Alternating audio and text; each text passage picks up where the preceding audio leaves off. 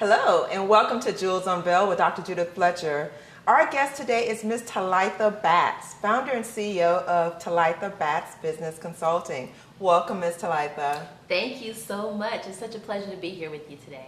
You know what? I am so excited to have you as a guest, and I just can't wait for you to share with our viewers more about who you are and why I'm so excited to have you here. Thank you. Thank you so much. Well, that just means a lot in of itself. But thank you for having me, and I'm excited about talking to you today. Great. Now, for our viewers who are probably, this is probably their first time meeting you and seeing you, could you tell them a little bit about who you are professionally? Absolutely. Well, first of all, I came from a corporate America background of over 25 years. And after leaving corporate America, I took that knowledge and all that experience mentoring from some of the top CEOs of Fortune 500 companies, and I decided to make my own company and take a leap at it myself. I have a background in business and coaching. I have also worked in the HR field as well as global supply chain and inventory management for several years. And so I took all of that along with my bachelor's degree and tons of certifications over the years and decided that I wanted to do business and leadership coaching along with speaking. So that has been my niche, and I've been loving every minute of it. I love it. And, you know, I'm really passionate about the business industry and also just really inspired by so many people that have taken that leap.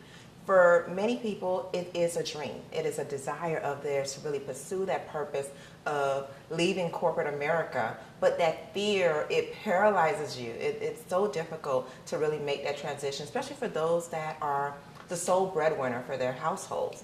So for you, was it an easy transition, or were there any hesitation? For me, along with my corporate America experience, I've always been an entrepreneur. So I grew up in an entrepreneurial household. My parents had businesses, my grandparents had businesses. So I came from an entrepreneurial background and always had that extra support system for owning your own business. But at the same time, there was a huge advocacy in my house to get an education and get a good job. So I always did that as well. When the time came for me to exit corporate America, I was absolutely terrified.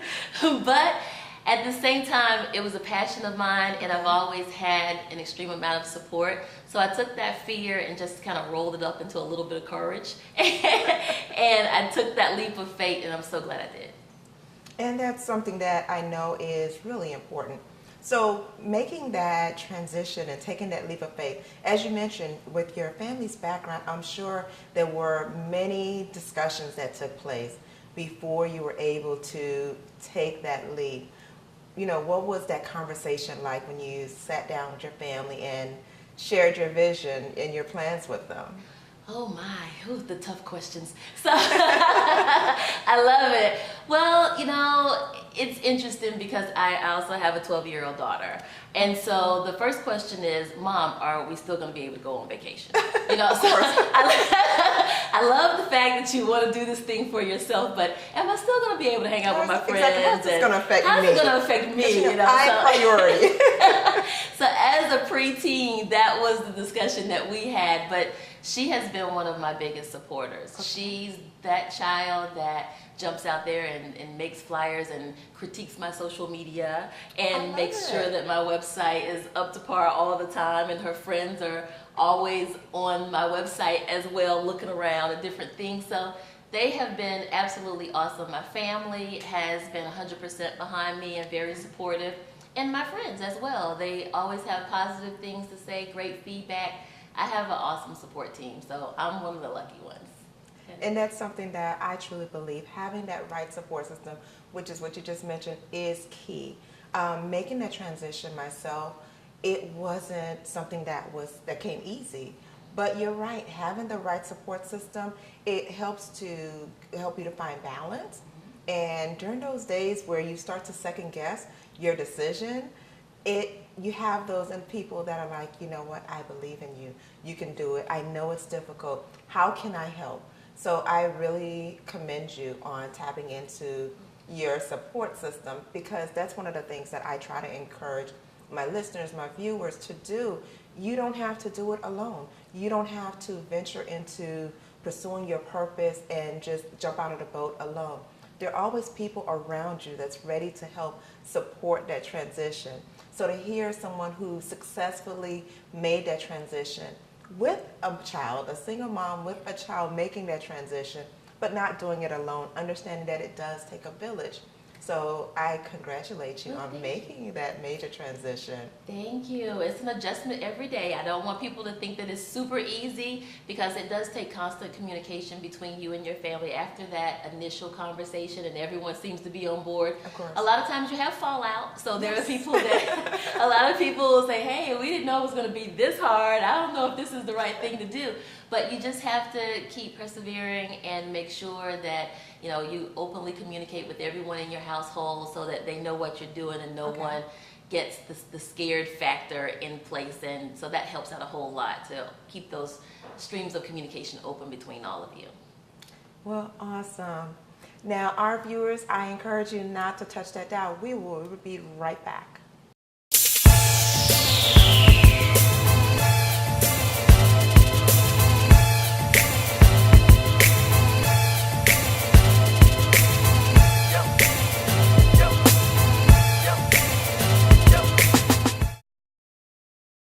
Welcome back to Jewels Unveiled with Dr. Judith Fletcher. Our guest today is Ms. Talitha Batts. Talitha is the president and CEO of Talitha Batts Business Consulting. Welcome back, Talitha. Thank you. So great to be here. I am always excited to speak to different women business owners because, hey, girls, we rock. Absolutely, we do.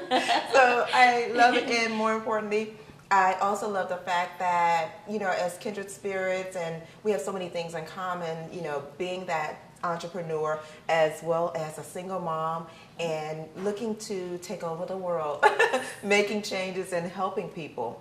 Yes. And I know I've taken a different path as far as coaching women and helping them to make that transition, but I absolutely love the direction that you've chose to go in with your business, which is working with future as well as current individual business owners, those that are at the startup phase as well as those that are aspiring to become entrepreneurs. Absolutely. So what has that process been like? What is it like when you meet these new individuals that's interested? It can be positive and a little less positive because I don't say the word negative. But everyone has a different perspective on how they want to start their business and even how they want to be coached. Okay. So it takes a couple of different times that I have to actually meet with them and just kind of help clarify their vision and figure out what their goal is. And that works out pretty good, but different strokes for different folks, but we usually end up on the same page and getting some ideas out there that work for everybody. And you know what? That's something that I can actually visualize the whole process, having the meeting with the individuals that are coming to you, and they have this huge vision of starting this Fortune 500 corporation, and they have this huge plan. But then I'm sure there are many pieces that are missing. So what have been, just from your experience, what have been like the number one challenge that you have faced working with startup businesses? Coming up with not just a great idea, but a great profitable idea. That is the number one challenge. There are people out there that want to make necklaces for alligators. That might be a great idea. Exactly. Profitable, I'm not so sure about that. So coming up with a great idea that's profitable, that has some longevity in the business world, I think is maybe the number one challenge, because every person thinks that their idea is a great idea. What? No, it's not.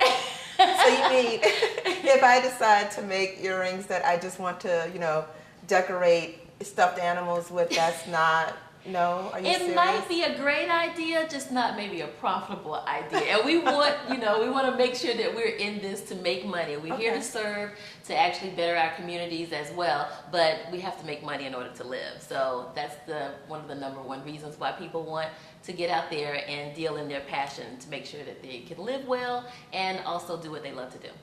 I'm so happy you went there, because many people mistaken the fact that this is my passion, and you hear a lot of motivational speakers say the same thing. What would you do if you didn't get a dime out of it, but you enjoyed doing? That's your passion. That's what you go with. And I know that sounds great, but at the end of the day, the utility company expect a check. The mortgage company is expecting a check. The finance company for your vehicle, they're all expecting checks. So what is that conversation like when you have this person that you're explaining to them the benefits of making sure that whatever their vision is for their business, it is profitable? So what is there ever a tug of war where they feel that you're minimizing or trying to redirect their focus? Is there ever a challenge in that area? Well, my job is to be a great coach.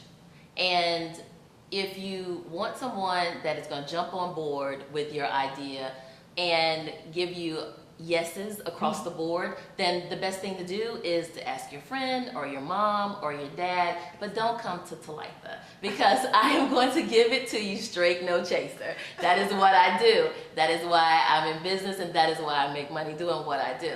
So my goal is to make sure that you have a great idea, that your idea is profitable, and to take that idea or dream into reality with a focus on the word real.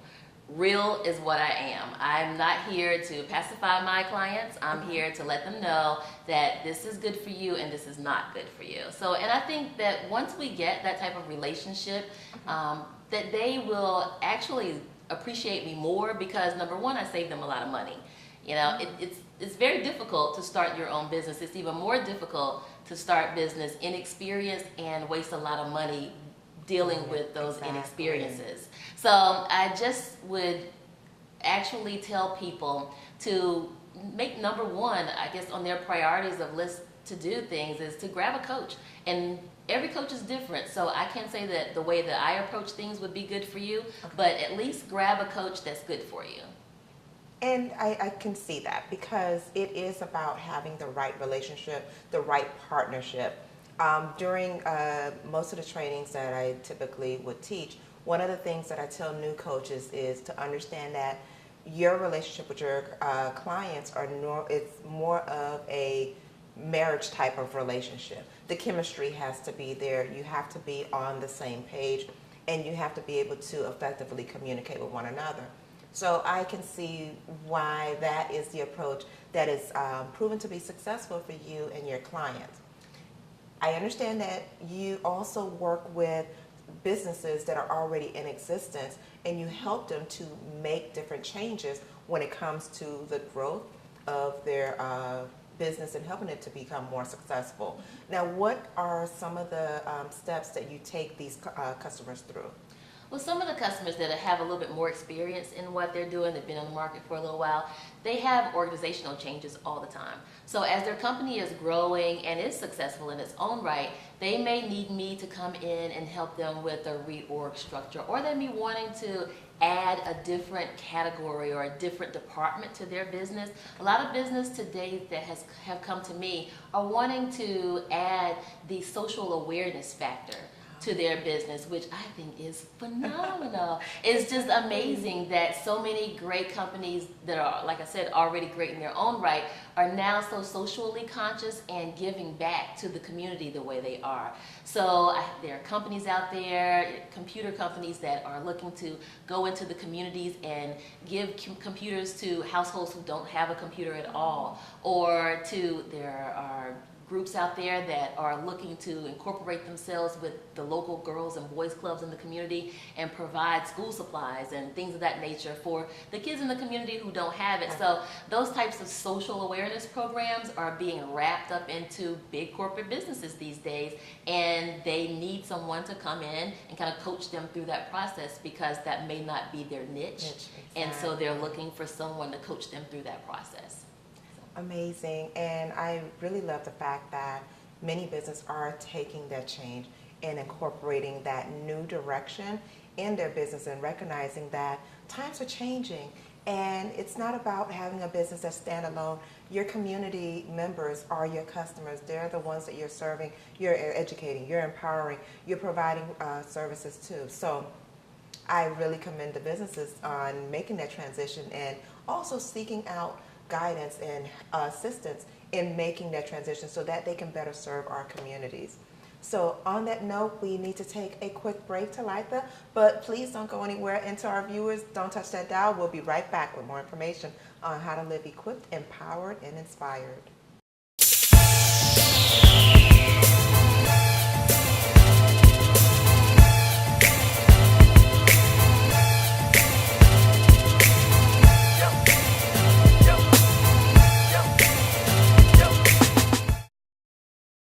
Hello and welcome back to Jewels Unveiled with Dr. Judith Fletcher. Our guest today is Ms. Talitha Batts. Welcome back, Talitha. Thank you so much.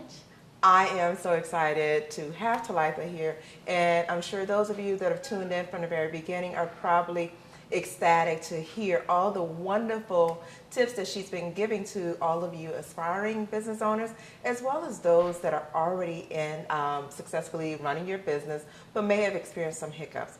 But don't fret, we're going to make sure Ms. Talitha equips you with information that you need to successfully run your business and successfully grow your business for those of you that are already in business. So Talitha, speaking to that aspiring entrepreneur that is prepared, they have their plan in place, they're ready to move forward, what are the top 3 steps that you will encourage them to take to make that transition, not just from employee to entrepreneur, which I know we've discussed before, but to really position themselves to be successful in running a startup business? Okay, well, first of all, I commend them for jumping out there, whoever they are, and trying to even pursue entrepreneurship because it is very difficult. But as I said before, number 1 thing is grab a coach if you can, someone that's dedicated to and invested in making your business a success, someone that will follow up with you, someone that will check back with you, coach you through some of the difficult things that you may encounter as a startup, especially since you've never done it before. And even if you have done it and been in business for quite some time, having that coach on your side to take you through the muddy waters of a new thing that you may be adding to your business is also detrimental as well. The second thing is your business plan. Developing a business plan is critical, and a lot of people think that, oh, you know, I'm just going to develop this plan and I'm get it out of my hair. I don't really like to do this type of stuff because nobody likes to do a business plan.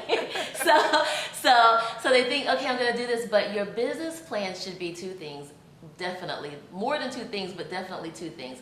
Number 1, it should be a business plan that is developed to attract investors, not just some place for you to write down your goals and your vision, which is definitely a good idea, but it should be built and developed to attract investors. Number 1. And the second thing is it should be a working document. Okay. A lot of people think that they develop their business plans and then that's it. You know, they'll open their doors and they will never see their business plan again. It'll be in a drawer somewhere collecting dust. But your business plan is sort of your Bible to your business. You should be growing and developing that business plan as your business grows, or your business should be growing because you are continuously developing your business plan. So as you grow and come up with creative ideas, put it all in your business plan. And then sit down, develop it, you know, step by step, those creative ideas. And then one day you'll be ready to put the financing behind it. And ta-da, you will have a new part to your business and a growing, developing business plan as well. And then I would also say to people as they are looking for financing, try to go out there. There's so much out there for you. I wish I had 2 hours to talk to you. Right. But there's so much out there. Check with your local business development agencies, whether it's your minority business development agency, your local chamber of commerces, or just your local businesses in the area, and just kind of touch bases with them. But there's so many financing ideas out there that could give you 0 interest. If you are looking for loan money, there's grant money out there that is accessible to people that fall in specific categories for startup businesses. So there's so much stuff out there that you can tap into that is free of charge.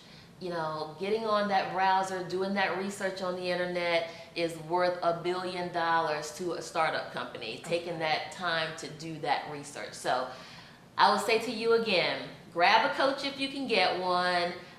Absolutely consider developing that business plan, making it your business Bible, continuing to develop it, and seek financing in creative ways instead of burdening yourself as a startup with a lot of unnecessary bills. Okay. Okay. And that's something that I know many times. I was speaking with an individual earlier today where that was the one thing that she talked about she feared the most, and she was also a new business owner. And she mentioned the fact that everywhere she went, when she decided to take that leap to start her own business, she was being contacted by web developers and so many people asking thousands of dollars for services where she's not even sure what she would get in return other than perhaps a beautiful website. So that's the one thing I believe that many people don't fail to realize, that you don't have to have thousands of dollars to start your business, but at least take the necessary steps to ensure that you have proper finances and you are structured to successfully not just launch your business, but successfully run and grow your business. Well, you've heard it here from our amazing Miss Talitha Batts, founder and CEO of Talitha Batts, a business consulting. And Talitha, how can our viewers learn more about you? Absolutely. Take the time to go out and to my website at www.getsuccessoutsidethebox.com. That's www.getsuccessoutsidethebox.com. This has been another episode of Jewels Unveiled with Dr. Judith Fletcher. Thanks again, Talitha. Thank you for having me. It was a